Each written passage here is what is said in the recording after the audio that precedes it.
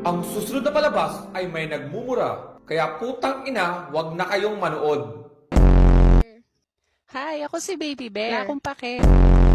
Pero ako si Doray. At ako naman si Unggoy. So ano naman kabaklaan ang kailangan mo?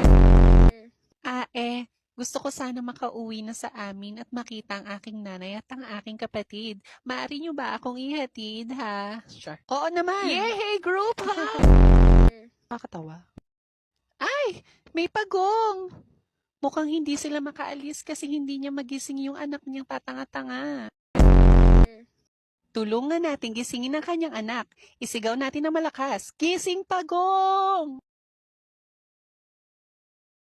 Di ba sabi ko laksan niyo? Isa pa, ina niyo. Gising, pagong!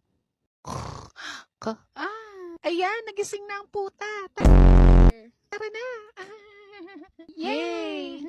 Saan kaya ang daan papunta sa bahay ng lintik na baby bear na ito?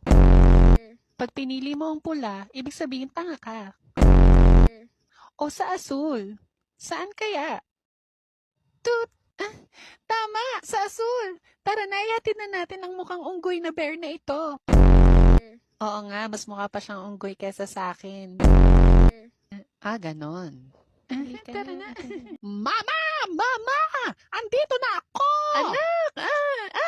Napabuka ka na ako eh. Saan ba ikaw galing? Ma, nagdala ako ng kakainin natin mamaya sa dinner Hindi nila tayo naiintindihan kaya okay lang mag-usap tayo. Ay, mukhang malasa nga ang batang ito eh. Pati ang unggoy pwedeng adobohin. Bitch, what are you saying? What's up? Halika na ma. Siya ihanda mo na ang talyasi at ako na magagayat.